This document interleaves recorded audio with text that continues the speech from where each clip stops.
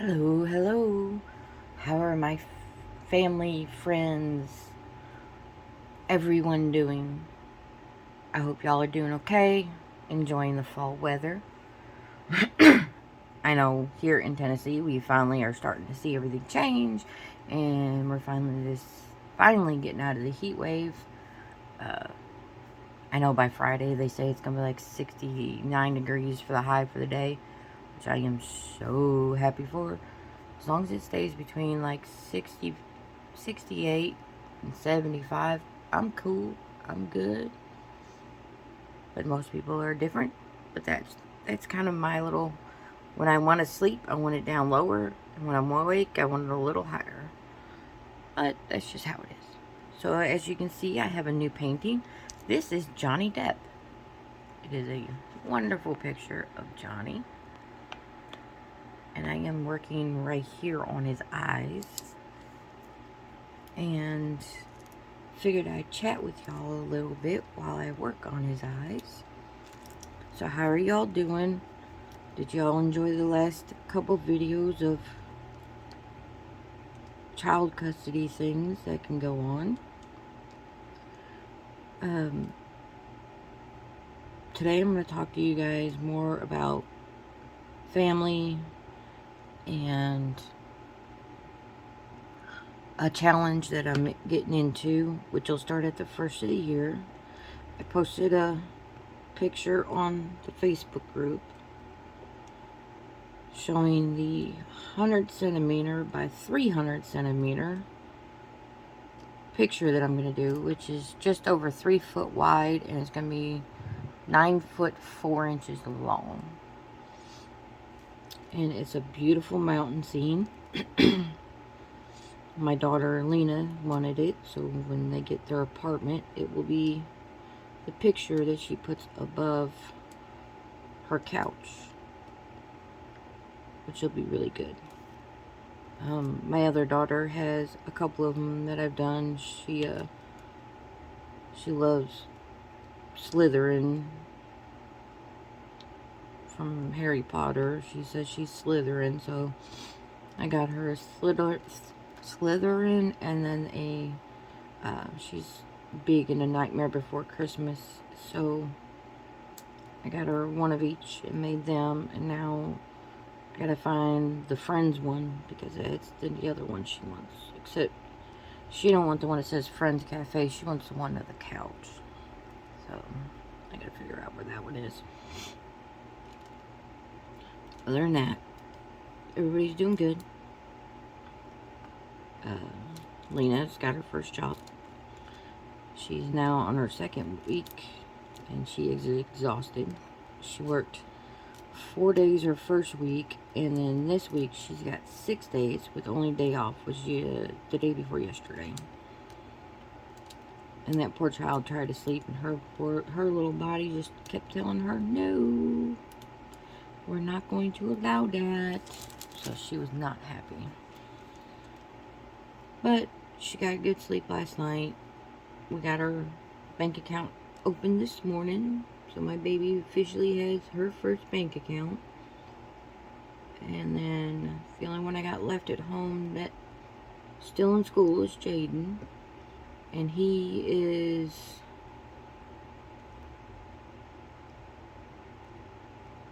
going to be a high schooler next year, so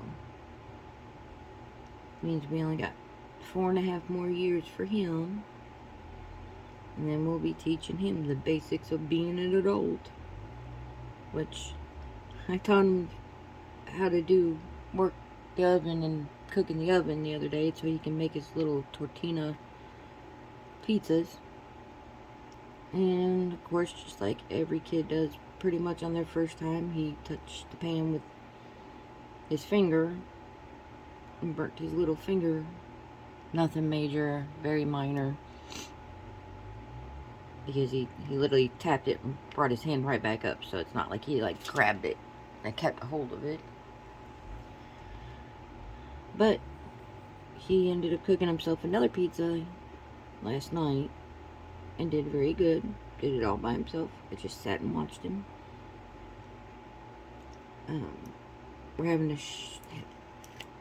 show him things at way different time than we showed the girls, and that's because of his ADHD and all that. And all his medical things that we have to take longer times teaching him things. Like this year's the first year that he didn't try to burn ramen in my microwave. But it is what it is.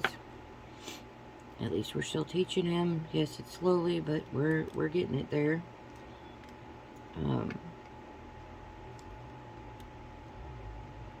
Miranda worked 7 days last week, and she said she's going to go back to her 3 days this week just to get a breather.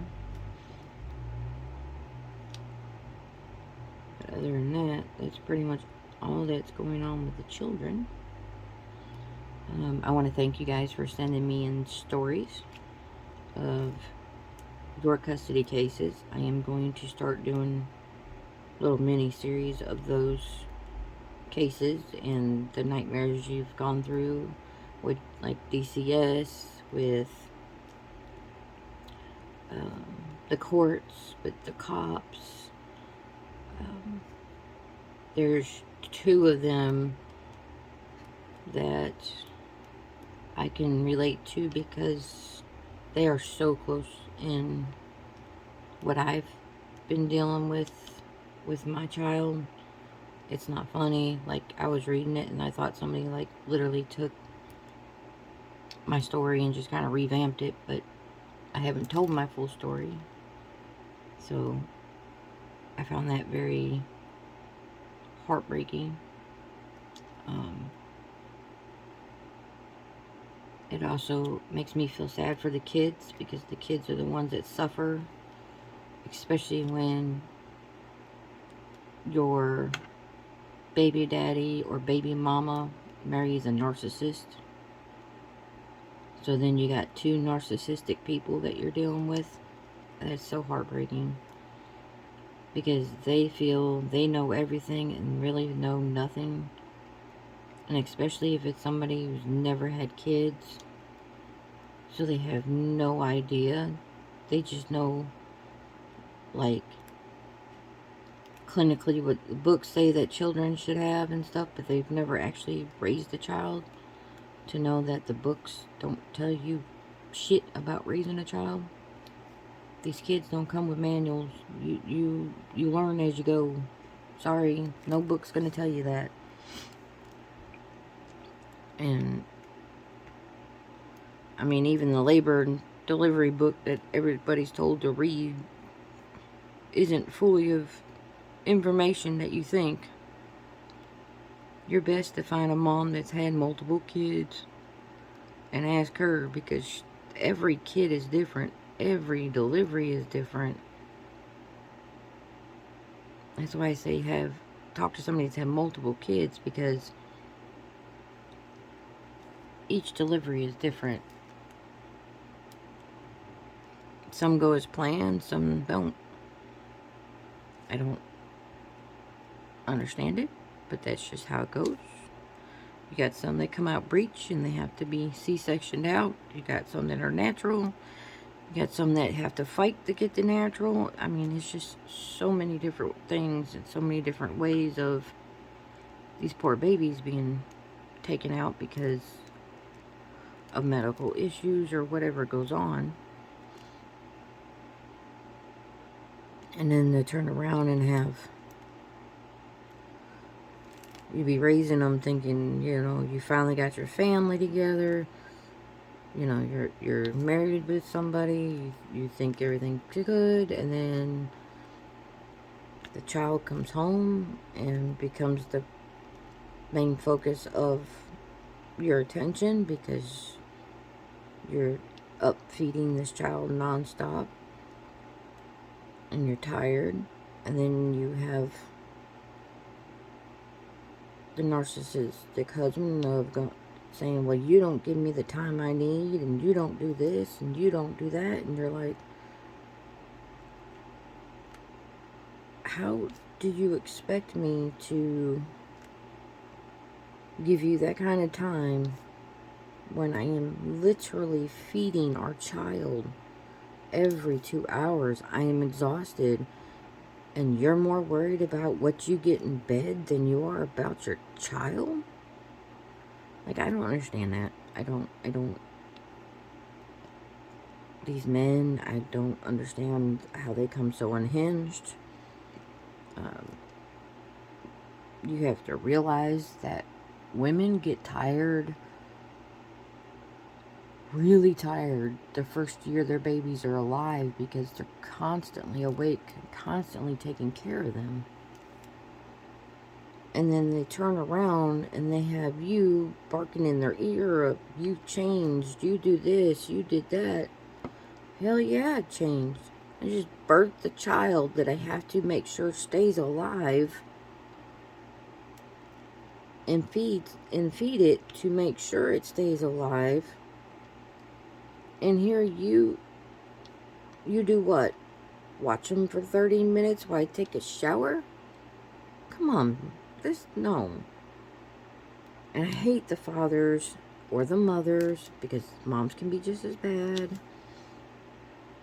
that sit there with their child, take all the pictures with them, post them up on the social media. Look at me, spending the day with my son, spending the day with my daughter, and you spent 30 minutes with them. I mean, come on, just be real. You're not doing nothing for them. I mean, that whole 30 minutes, yay. And then you bitch about the fact you had to give that 30 minutes up and it interfered with your football. Too bad. So sad. What am I missing? I'm missing all my shows. And you had to miss 30 minutes of football. Okay.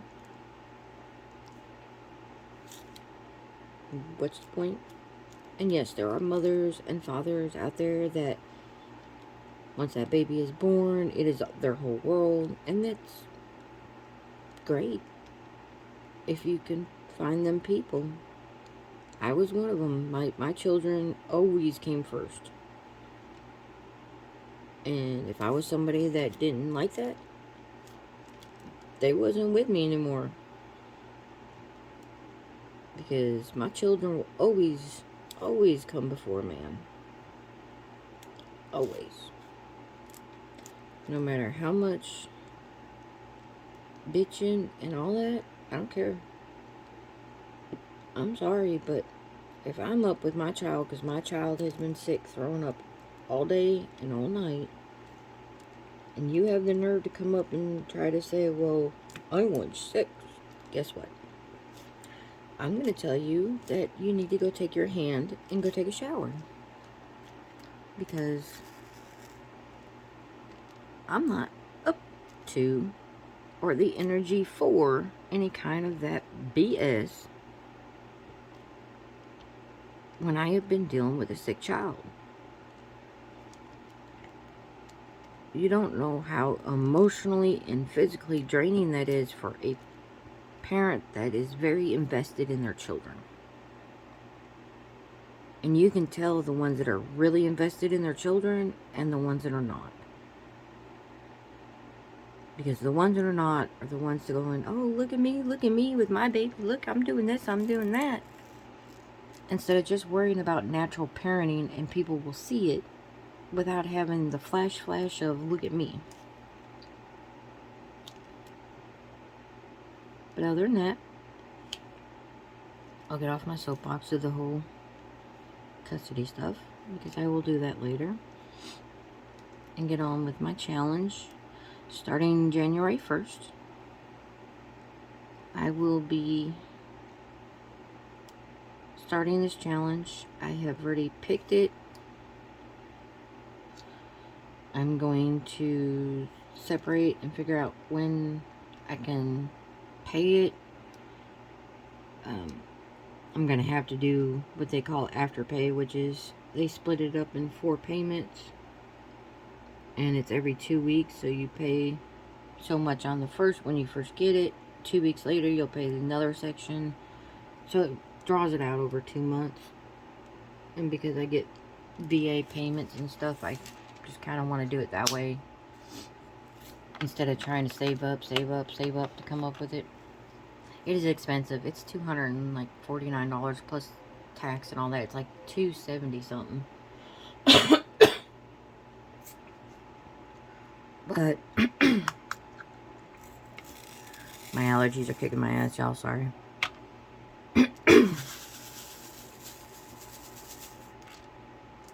But I know I'm not going to be able to come up with that much at one time. So I'm going to go ahead and do the Afterpay because I know I can do it that way. I've done it that way before. And just get it that way. What I'm going to do is I'm going to start at January 1st. Each day I'm going to do a picture login, and then each week I will do a video log. And show it across all my social medias. I'll probably do a mini video on Twitch and TikTok and a reel on Instagram once a week, and then the actual straight pictures daily. What I want to do is I want to break it out in smaller sections, and like our sheets, I'm gonna pull out. Our sheets are this big, and I'm thinking on cutting them in half, or I'm putting a marker down the center of them. I might just cut them in half because I have so many of them. I bought a 300 pack, so I have plenty. But I'm going to cut them in half and then number them all the way through. But once I cut it in half, I'm going to verify how big that square is. And the reason I'm going by how big the square is I'm going to go by, say it's 26, like 26 this way and 36 this way. You know how many diamonds I have put in that section because I'm doing all the sections in that size. No, it doesn't mean that I'm only going to do that one square. If I can fit in more than one square a day, of course I'm going to do it. I typically diamond paint between 8 when I get home from taking my son to school till about 11. I do whatever running around I have to do after that. Most of my doctor's appointments and all that kind of stuff is usually between 10 and 2, depending where it's at. My main doctor is 45 minutes away, and yes, I choose to drive it because my main doctor that I found is awesome, and I will make the drive to see him instead of trying to find another doctor, because finding a damn good doctor who wants to get to the bottom of an issue and wants to make sure you're doing the best you can and wants to help people be better,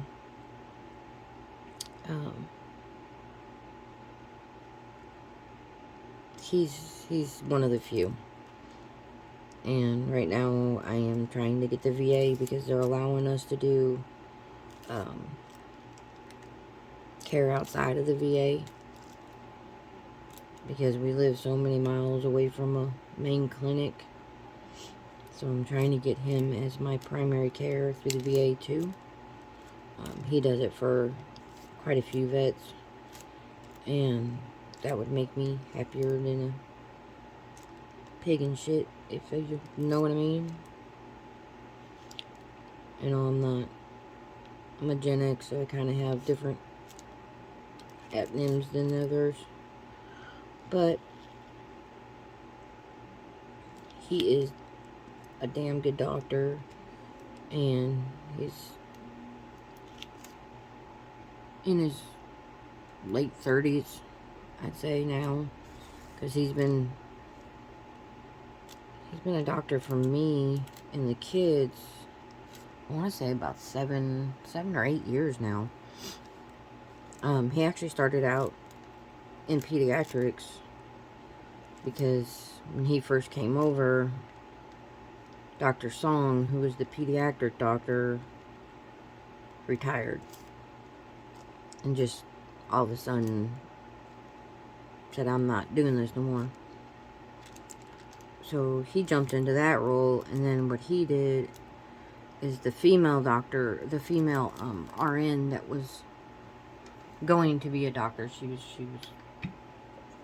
doing whatever she had to do. She she finally got everything done that she had to do, and when he got done, he moved downstairs into his own office and decided, well, he's just going to do straight family.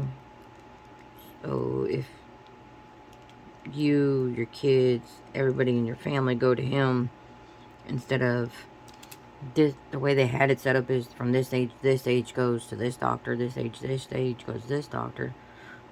Well, that's the hall to the left. He opened to the right of them, and he takes whole families, literally. So, like, at the first, well, in July, we have to do our physicals. He will take literally all of us at once, and we all do our physicals right in a row, which he doesn't bother, it doesn't bother him to do ours, because we're usually pretty quick, even though he gets 30 minutes for each one. He knows that he's going to knock them out early. The last time we went in, we had 4 30-minute slots.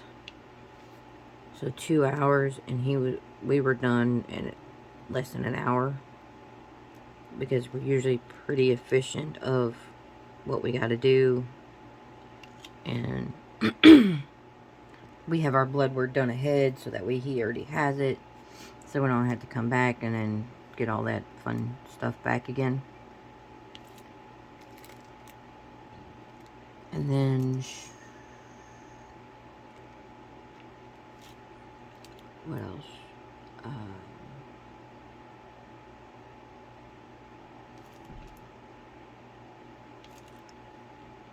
We love that doctor, like really love that doctor, and I hear my son. But yeah, we really enjoy the doctors we have now. The foot doctor that Lena has been awesome. She has where the tendon on the bottom of her foot is so tight it's curling her toes. He's already fixed one foot. We did the one foot, the worst foot first.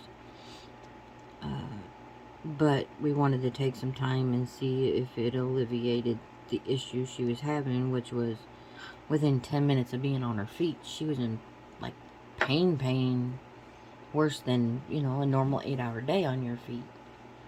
And, like, she would be in tears, and it would be in the ball of her foot, you know, where the heel is, right where it rolls. She'd be in so much pain, and there'd be nothing we can do to help her. And I started noticing as she got older, the toes were curling, like, this is the top of your foot, her toes, her 2 middle toes were curling in. So we took her to him, and yeah, he had her in the next week, literally pulling that tendon. He literally just cut it to where it let go, and told her it was better to have it let go than it was to keep it attached. So he did that one foot. So now that she's got done with the breast augmentation, because this poor child has been through surgery after surgery here in the last, since May. She had the foot surgery in May. She finally she finally was able to get up and move around without pain 2 weeks later. No, she had the foot surgery in the last week of April, because 2 weeks, the second week in May is when she went back to school, and she was out for 3 weeks, and they were having a fit. Even though we were getting her homework and finishing it and all that stuff, they were still having a cow. So, the day after school got out, literally her surgeon, literally scheduled it the day after she got out of school. She had to go in for breast augmentation because the poor child, in 20 months, in 16 months, when we went to first see him, she was, I can't remember if he said it was a G or a double G. By the time we got to surgery, she was past an H and well working on whatever the next size is. Because once you get into those sizes, I couldn't tell you. But it all happened so radically, and it was still growing so quickly that it was messing up her back. She had dislocated her left shoulder over it. I mean, it was bad. But luckily the insurance picked it up because of the fact that it was causing so much medical distress on her. So she had that done, and she's healed up for the most part. Like, she can get up and do daily things and everything. She still can't run. They told her for 6 to 8 months not to run or do anything like push-ups or anything to do with workouting in the chest area, just to make sure everything settles and heals right. But she is so much happier. Her back has not hurt from... She went from daily being in tears, her back hurt so bad, to...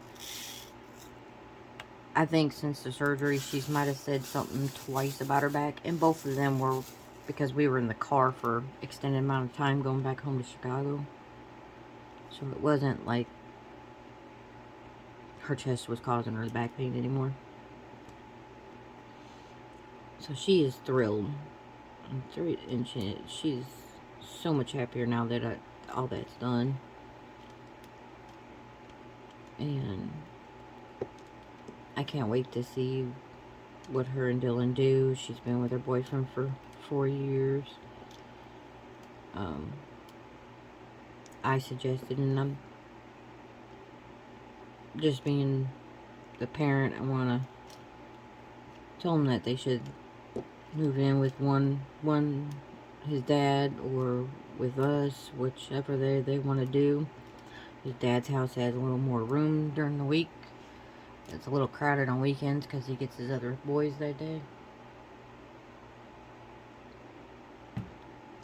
But we suggested that they, for 6 months to a year, live with one of us so they can get familiar with how each other does routines and all that kind of stuff. It's just me being protective of my little girl.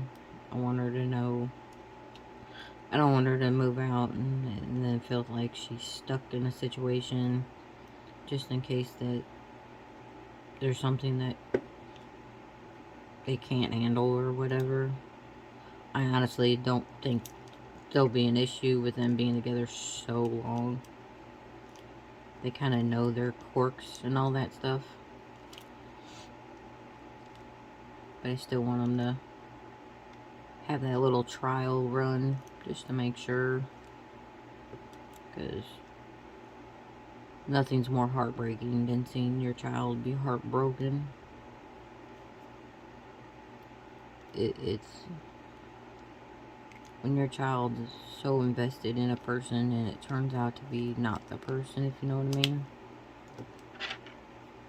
Yes, y'all, I use regular tweezers to pick these up because for some reason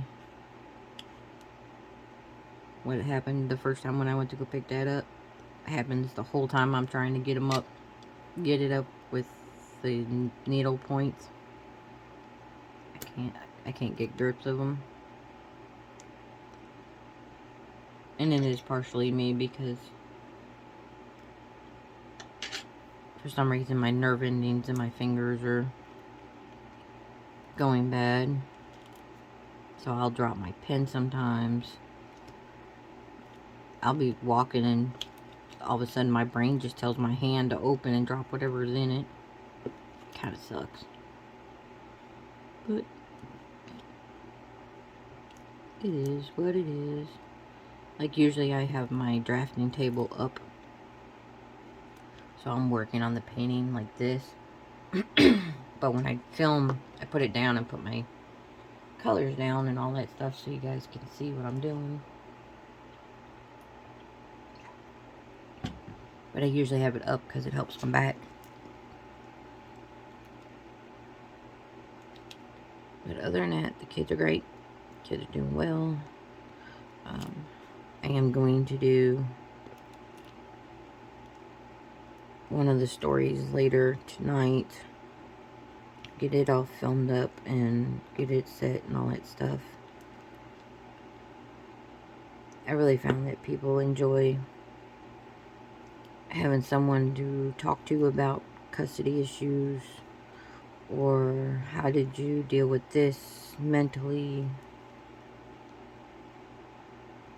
and give people a safe place to go and talk about what's going on, and do it in a crafting way where I'm showing you how to relax and talk about your issue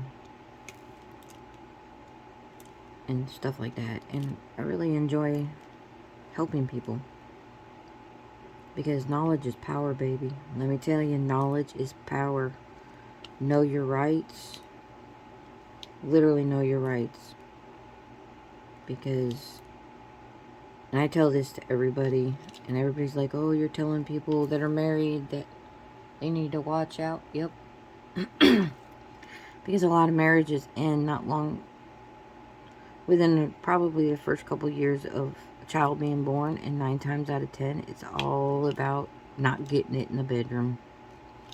So the other parent cheats because they're not getting their way. They're throwing a temper tantrum like they're a child in the bedroom when they're not looking at the fact of either the mother is full-time with the child, and it's probably not, like, they're not getting any help. 2, the mother's working outside the home and has to come home and be full-time with the child, which is double whammy because then you're double tired. Not everybody can afford a nanny to help. And not many people want nannies because they want to raise their own children, which is a double-edged sword. But I tell men and women to know their rights. If you're the man in the situation having to do everything with a child, because I know there are women out there that will birth a child and say, here, you wanted it, you keep it alive. It's not very often. I do have one story from a man's point of view, and yes, I'm going to read it. I'm going to make it, everybody, let everybody know it, because it's not as uncommon as you think. I was raised in, I was born in 78, raised in the 80s, and I was raised by a male. I was raised by my father. And back then, it was uncommon, like hugely uncommon for a man to get custody of a child, let alone a daughter. So, yes, I know men can raise children. Yes, I know that there are some men out there that their wives had the child and their wives have no care to be a mother. It happens. It's sad, but it happens. Or you get those mothers that the only reason they're keeping the child is so they can get free crap from the state. That happens too. And the laws that I'm trying to help you guys pay attention to possibly help you stop that and take the child for custody and let the child be known they're worth more than the paycheck, the dollar sign above their head.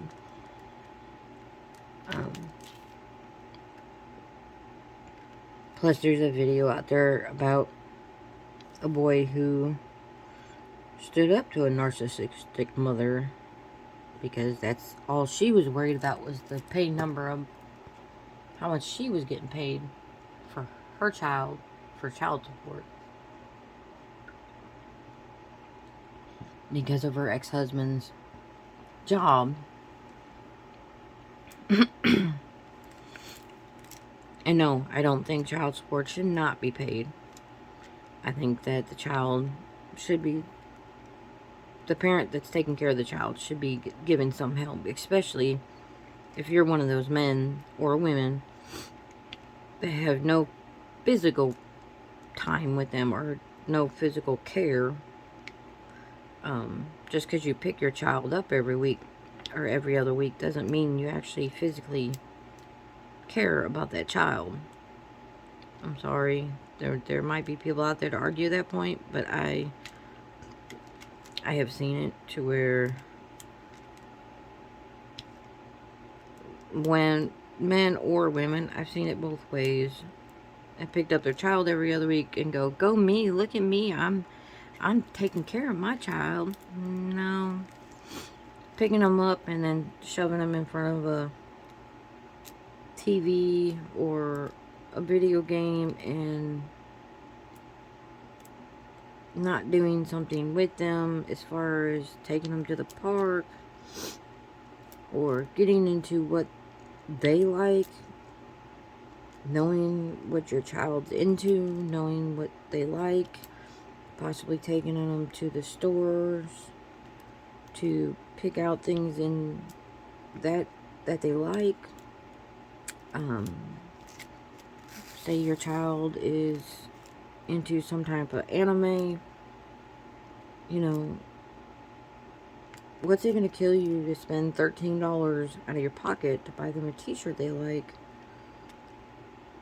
Instead of saying, well, you need to tell your mom or your dad, I paid child support, they should be buying you this stuff. Child support goes to more than just the clothes and things they like. Child support goes into the electric, the water, the food, the roof over their head. So if you're just getting, say you get $400 a month, I suggest in your book every month, because if you move or something, it's going to change, and every month electric and water changes. But in your book every month, you write down how much the electric was, and you split that cost between how many people are in the family home. And that is how much that child has paid into out of their child support for them. Do that, because that does help. It's something major you guys need to know.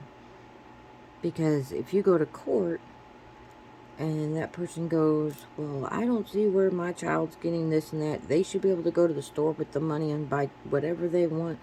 No. Child support is to support the child. Buying whatever they want is not support. And if you can show the judge, hey judge, I've broke it down every month from here to here, and literally the child support's not even covering half of the support of the child. There's some judges that will make them pay more because they start at a certain bracket. Say, okay, I'm not sure exactly where the bracket starts in each state, but I'm just going to give you a broad number, okay? Say one child, the max, see they have a low end and a max end of how much per child can be taken out of somebody's check. So, say,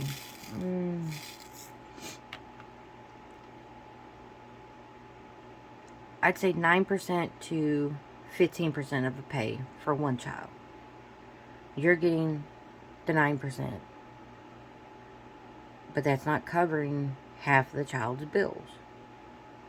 And say the other parent is supposed to pay half the medical bills, and they're not paying their half the medical bills. That judge can push it all the way to the 15% and say, okay, since you're not paying your half like you should, and you're not paying your half the medical bills, now you got to pay all of them. They're all in your responsibility now of the medical bills, and you're going to pay 15% to cover this child's needs. Judges can do that. And depending on how many children you have is the percentage difference. Each state all has their own little calculatings that you have to do and all that kind of stuff. There are parents that try to fight to pay the bare minimum, especially if they've remarried to a narcissist, because that narcissist gets mad that they have to pay child support. But I look at it as, sorry honey, but that child was here before you. And until that child's 18, if you can't understand the fact that child support has to come out of your wife or husband's pocket to pay for that child, you shouldn't be with somebody that has children. I'm sorry. That's just how it is. You don't need to be telling children to go back to their parent and say nasty crap, because that doesn't help in court either, because your ex is supposed to keep control of their current partners, of how they talk about you in front of the child, because that works against the person too. Because it's their job to say, hey, we can't do that.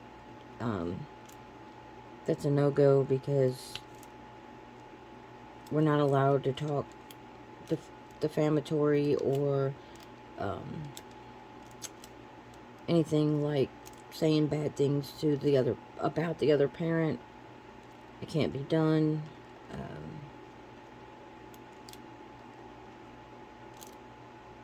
It's just bad etiquette, and it happens a lot when narcissistic people get together and they start thinking that they're the hand of the country and all sorts of other stuff.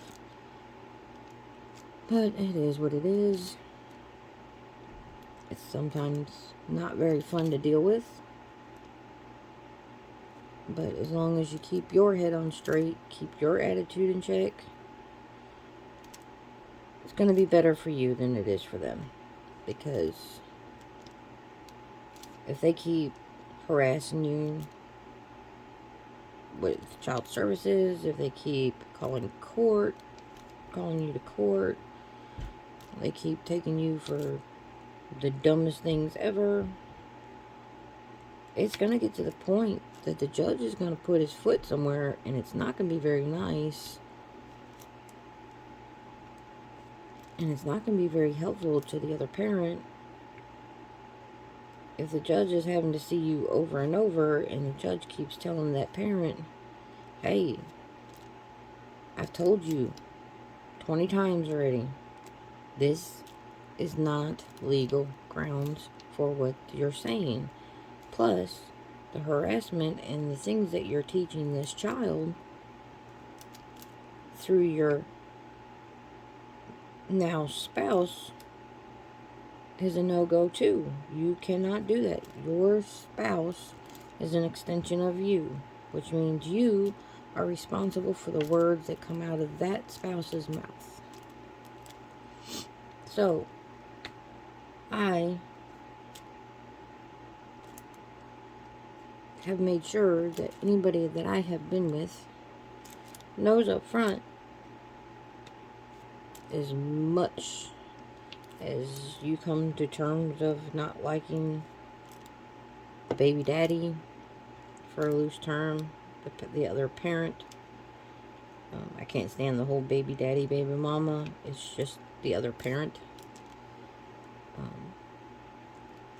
As much as, you know, while you're with me, you have disdain for that person, you still need to be respectable about that parent. You need to not tell a child. You can say, you know, cool, and stuff like that. And when we're behind closed doors, can say something about it. But as long as the child's around, we kind of need to, button that up. And most people, most rational people, will understand that. But when you get with a narcissistic person, they're not rational. So sometimes you have to go to court to make them rational, to make them see that their actions are no-go. And all of it hurts the child. This is the big reason I'm doing this part of this channel, is to help people see how much you're hurting a child while you're doing this, and how to try to minimize as much hurt as you can for the child. Because honestly, the child has done nothing wrong, and they should not feel that they have done anything wrong, because they didn't. It's not their fault how their other parent is. It's not their fault that you and that parent couldn't stay married. But that child needs to feel that they have love from both sides of the family. And if one side is being ignorant and the other side has just had enough, that child is going to see that friction, and that's not fair for the child. If you have a problem with somebody, be a big boy or a big girl. Tell the other person you have a problem. Try to have a conversation. Don't be one of those people of, oh, you sent me a message and I'm going to take that as an offense and I'm going to tell my lawyer. When it was not offensive, it was just trying to open the conversation of, stop doing this because it's hurting my child. Think before you speak, people. Think before you speak, okay? Always think, okay, what do I need rationally to do in this decision? Take a day if you have to. Believe me, I've taken quite a few over situations. So think before you speak. And always, I love y'all. I know this world that we live in can be so chaotic. Thank you for sitting down with me and having a quiet conversation, an open conversation. I will be starting to video the emails I've gotten of different things that have happened in custody cases in your life. Yes, I will change names. No, I will not use your real names, okay? So, always, always, always, please love one another. Hug one another.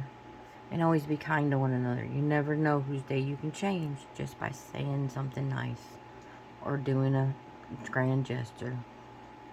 Bye, y'all. I hope you have a great day.